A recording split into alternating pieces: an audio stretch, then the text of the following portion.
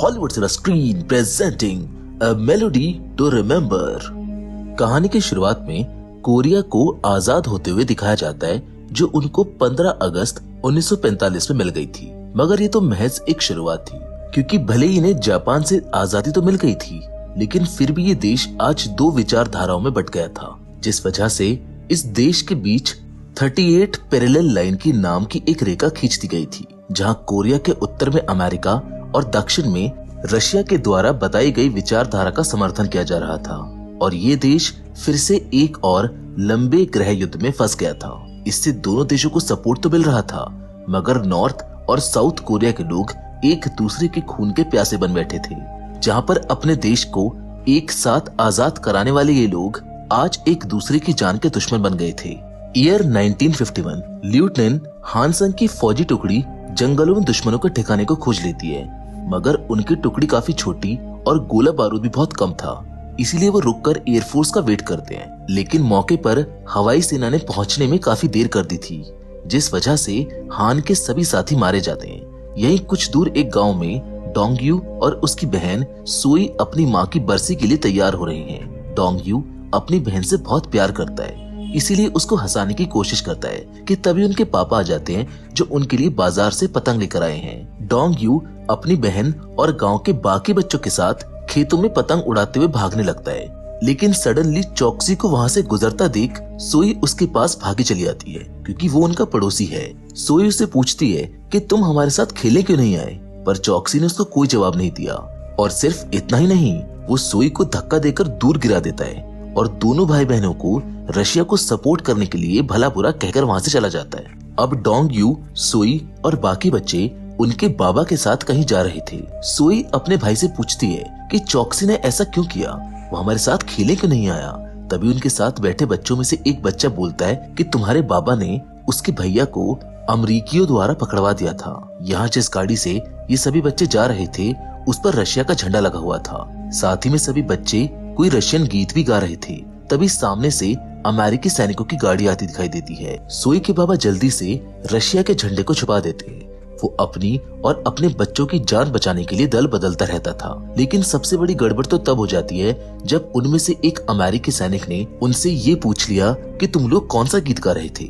सोई तुरंत उस रशियन गीत को गा देती है जो वो पहले गा रही थी। इससे अमेरिकन को बात समझने में देर नहीं लगती और वो सबको बंदी बनाकर उस गांव में ले जाते हैं जहां के लोगों को रशियंस ने मारा था। यहाँ सोई के बाबा को पीट पीट कर मार दिया जाता है। बच्चों को रोता देख थोड़ी दूर खड़े हान को अपना बचपन याद आ जाता है, जब उनके शहर पर कोरियन सेना ने धावा बोल दिया था। वो उनके सामने गिड़गिड़ाता रहता है कि वो उनके लिए कुछ भी करेगा, वो सेना में भर्ती हो जाएगा, बस उसकी बहन को छोड़ दो, वो बहुत छोटी थी। उस रात वो दोनों जैसे तैसे एक कुएं में छुप गए थे। बड़ी मुश्किल से वो अपना गुजारा कर रहे थे, मगर तभी उन पर अंधाधुंध फायरिंग कर दी जाती है, जिसमें सब मारे जाते हैं। बस बचता है तो सिर्फ हान। डोंगयू और सोई दोनों अपने पिता की डेड बॉडी को लाद कर ले जा रहे होते हैं। उस रात दोनों ने अपना समय एक जंगल में बिताया। उनके पिता ने उनसे कहा था कि चाहे कुछ भी हो जाए, मगर दक्षिण की दिशा में बढ़ते रहना। अब कुछ समय और बीत गया। लेफ्टिनेंट हान की पोस्टिंग एक नई जगह पर हो जाती है। यहाँ के जनरल ने उसकी ड्यूटी एक ऑर्फनेज हाउस में लगा दी है। यहाँ वो बच्चे रहते हैं जिनके पेरेंट्स युद्ध के दौरान मारे गए। हान ने अपनी पढ़ाई संगीत में की थी, इसीलिए उसको यहाँ का मैनेजर बना दिया जाता है। यहाँ लेफ्टिनेंट हान अपने एक पुराने दोस्त सार्जेंट जो से भी मिलता है, जो उसको ले जाकर ऑर्फनेज के हेडमास्टर से मिलवा देता है। पार्क जो ने अपनी पढ़ाई विदेश से की थी, लेकिन फिर वो यहाँ पर काम करती है, जिसकी तनख्वाह भी कुछ ज्यादा नहीं थी, मगर वो अपने लोगों के लिए कुछ करना चाहती थी। पूरा बाजार इमिग्रेंट से भरा पड़ा था। चारों तरफ भूखे बच्चे घूम रहे थे। हमेशा से ऐसा ही हुआ है कि युद्ध और गरीबी की मार बेकसूरों पर ही सबसे ज्यादा पड़ती है। तभी एक बच्चा पार्क जो का बैग लेकर भाग जाता है। हान की नजर एक वक्त को उसी बच्चे पर रुक गई। वो बच्चा कोई और नहीं बल्कि डोंगयू ही था। हालत ऐसी हो चुकी थी कि बच्चे अब चोरी करने को मजबूर हो गए थे। उनका पीछा करते हुए हान और उसके साथी एक बस्ती जा पहुंचते हैं, जहां डोंगयू जैसे और भी कई बच्चे थे। ये सभी बच्चे ली के लिए काम किया करते थे। ली दरअसल एक एक्स आर्मी पर्सनल है, जो एक हादसे में अपाहिज हो गया था, इसीलिए यहाँ के जनरल ने उसे बच्चों को संभालने का काम सौंप दिया था। मगर इन सब में उसकी पहचान जापानीज माफिया से हो गई, जिस वजह से उसकी हरकतें हद से ज्यादा बढ़ चुकी थी। ये हो चुका है कि अब जनरल भी उसका कुछ नहीं बिगाड़ सकता।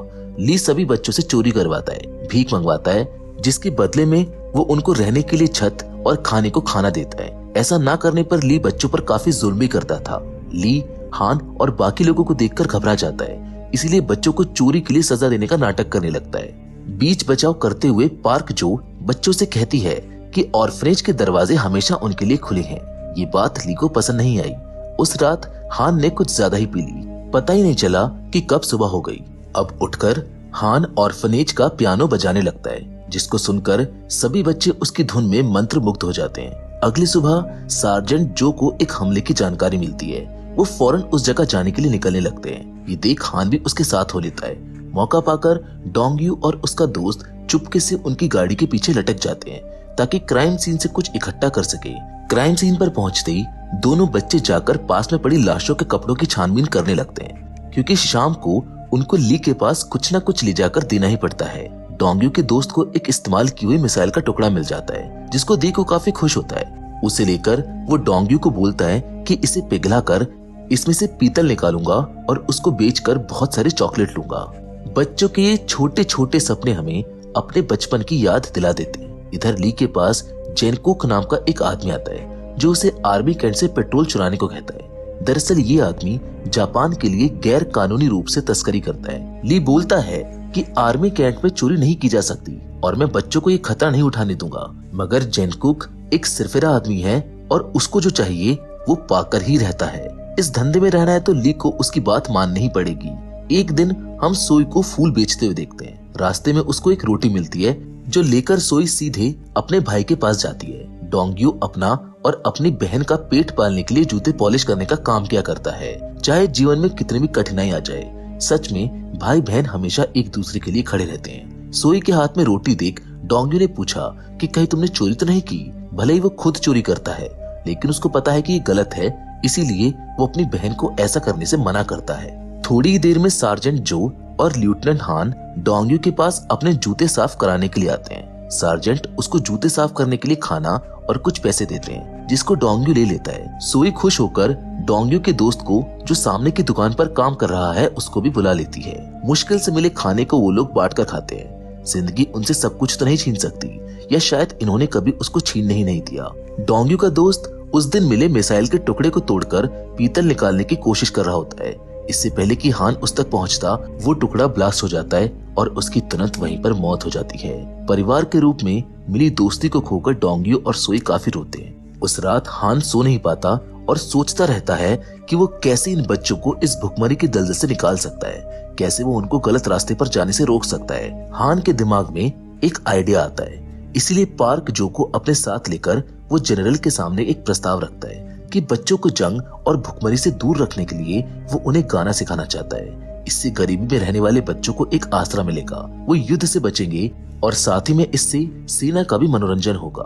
जनरल शुरुआत में तो राजी नहीं होते, मगर वही पास में बैठे ली का समर्थन करने पर वो राजी हो जाते हैं। हान को ली पर शक होता है, क्योंकि इससे तो वो बच्चे यहाँ कैंट एरिया में आ जाएंगे, जो उसकी कमाई का जरिया है। वापस जाकर हान बच्चों को चुनना शुरू करता है जो अच्छा गाना गाते हैं। डोंगयू इन बच्चों में सबसे अच्छा गाता है, मगर वो सोई के बिना कहीं नहीं जाएगा, क्योंकि बाबा ने उसको बोला था कि चाहे कुछ भी हो जाए, एक दूसरे का साथ नहीं छोड़ना। इसीलिए मजबूरन उसको दोनों को साथ में लाना पड़ता है। अगले दिन सभी बच्चे एक एक करके अपना गाना सुनाते हैं। जब डोंगयू की बारी आती है तो वो इतना सुरीला गाना गाता है कि सबके दिल के तारों को छू लेता है। इसीलिए दोनों भाई बहनों को यहाँ पर एक नरम बिस्तर, नए कपड़े, साथ ही खाने को भरपेट खाना मिल जाता है। इन हालातों में वो दोनों और यहाँ पर चाहेंगे भी क्या, मगर सब कुछ इतना आसान नहीं होता, क्योंकि यहाँ पर भी सभी बच्चों को दो गुटों में बांट दिया जाता है। एक वो जिनके माता पिता अमेरिकियों को सपोर्ट करते थे या जिनके माँ बाप को रशियन से मार दिया था, दूसरे वो जो रशियंस का सपोर्ट करते थे। यहाँ डोंगयू का पुराना दोस्त चॉक्सी भी है। इन दोनों को देखकर लगता है जैसे ये दोनों कभी एक नहीं हो पाएंगे। एक दिन प्रैक्टिस के दौरान डोंगयू सभी को गाते हुए देखता है, सिवाय सोए के। अकेले में वो उससे कहता है कि अगर तुम नहीं गाओगी तो हमको अलग कर दिया जाएगा।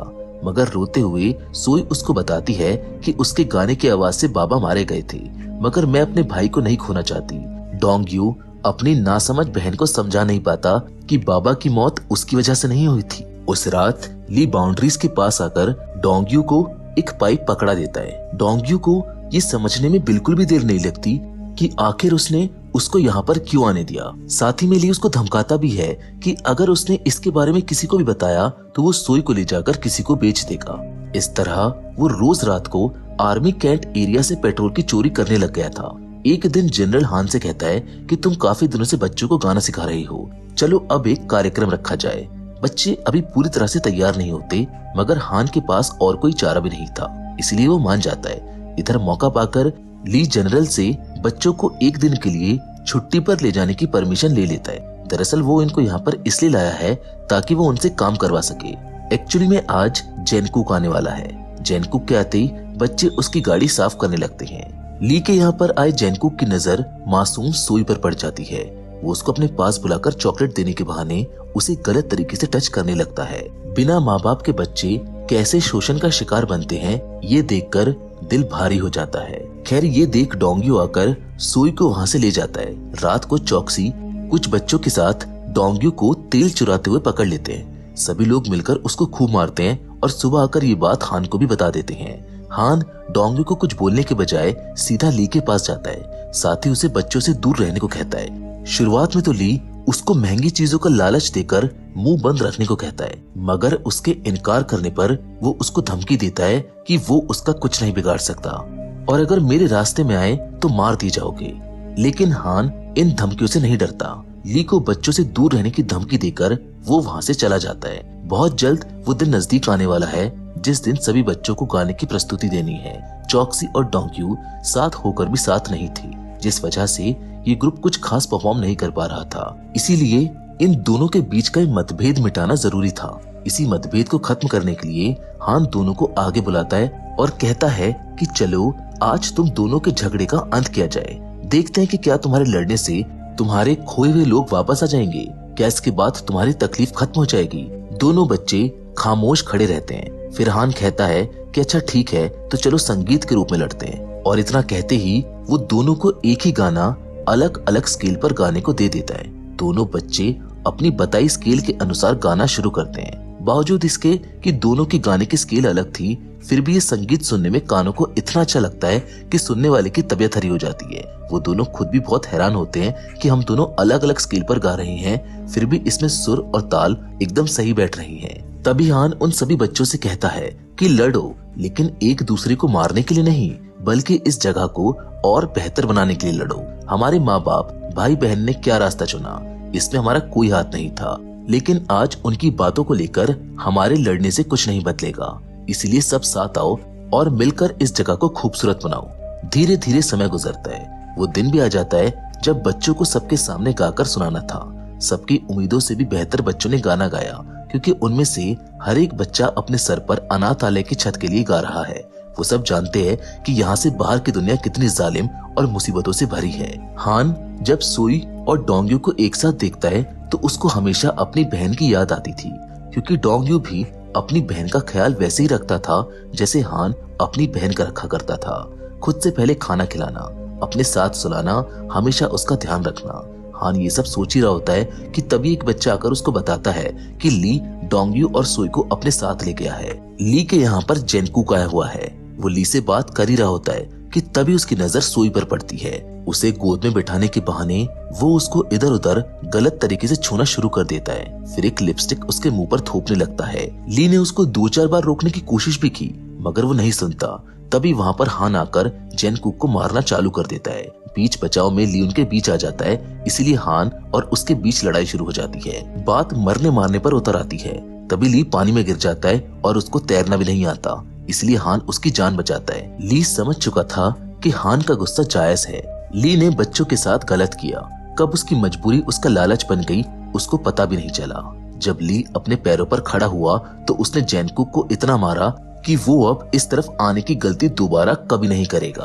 अब जल्द ही पहले शो की कामयाबी के बाद देश के अलग अलग कोने से गाने का बुलावा आने लगता है। एक दिन जनरल हान को बुलाकर कहते हैं कि अगला शो करने उन्हें चोडेन, कोरिया में एक जगह का नाम है, वहाँ जाना होगा, लेकिन वो तो एक युद्ध का इलाका है।